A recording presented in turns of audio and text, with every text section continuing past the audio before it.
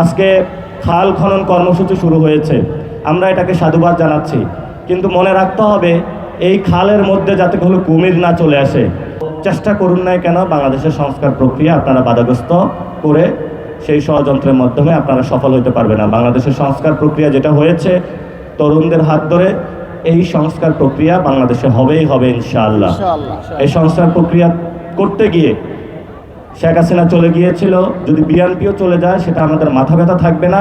ভালোই আছে, সংস্কার প্রক্রিয়া আপনাদের হাত দিয়ে শুরু হোক। আপনারা বলেছিলেন 31 দফা, তারপরে বললেন যে গণভোটে হায়ের কথা, কিন্তু আপনাদের মুখে এবং মনে যে একই সামঞ্জস্য সেটা আমরা দেখতে পাই না। আপনি বাংলাদেশে নামে বললেন যে শহীদ ওসমান হাদি ভাইয়ের হত্যাকাণ্ডের বিচার আপনি করবেন। আপনি প্রধানমন্ত্রী হয়েছেন ইঞ্জিনিয়ারিং করে, যেভাবে হোক না কেন, এখন কিন্তু আপনি শহীদ ওসমান হাদি ভাইয়ের হত্যাকাণ্ডের যে বিচার রয়েছে সেই বিষয়ে কোনো স্পষ্ট আমরা কোনো বক্তব্য পাচ্ছি না। 24-এ যারা শহীদ হলো তাদের আমরা বিচার প্রক্রিয়া নিয়ে পর্যন্ত কোনো স্পষ্ট কোনো বক্তব্য পাচ্ছি না। এবং আমরা মাশাআল্লাহ একজন স্বরাষ্ট্রমন্ত্রী পেয়েছি, উনি বলে আবেগ দিয়ে রাষ্ট্র চলে না। এটা তো সত্য কথা, রাষ্ট্র চলে যুক্তি তর্ক সেটা দিয়ে, কিন্তু বাংলাদেশে শুধু আবেগ দিয়ে অ্যাসালাম গ্রুপ চলে, আর কোনো কিছু চলে না। এবং এই অ্যাসালাম গ্রুপের জন্য যারা আপনার পকেটের টাকা লুপাট করেছে, ব্যাংকগুলোকে দেউলিয়া করেছে, জনগণ ক্ষুদ্র ক্ষুদ্র নিজেদের ডিপিএসে ব্যাংকগুলোতে রেখেছিল ট্রাস্ট করে, সেগুলো নিজেদের টাকা তারা মনে করে বিদেশে লুটতরাজ করেছে, সিঙ্গাপুরে নিয়ে গিয়েছিল, বিভিন্ন দেশে।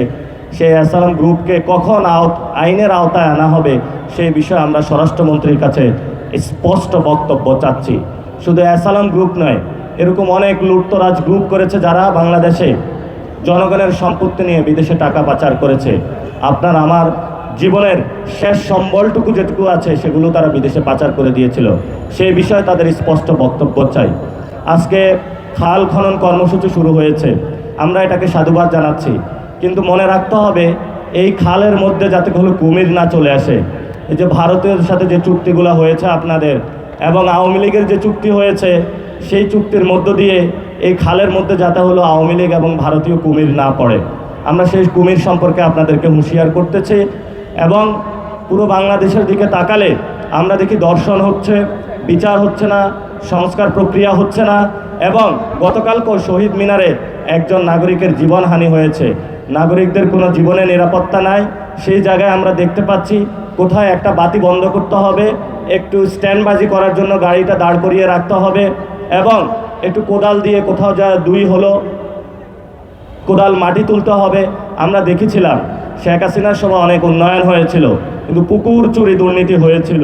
তা আমরা আশা করব এই খাল খনন কর্মসূচিতে যাতে এই ধরনের দুর্নীতির ছোঁয়া না পড়ে এবং কোনো কুমির চলে না আসে, আমরা সেই বিষয়ে প্রধানমন্ত্রীর কাছে আহ্বান রাখবো। তো অনেকে আমাদেরকে বলে যে তোমরা কথা বলো, তোমাদেরকে কিন্তু খেয়ে ফেলবো। খেয়ে ফেললে কি হবে? হয়তো জেলে নিলে ইমরান খানের মতন অবস্থা হবে। আর যদি আপনারা আমাদেরকে মেরে ফেলেন, তাহলে শহীদ ওসমান হাদি ভাইয়ের ইনসাফের পথ আমাদের আছে।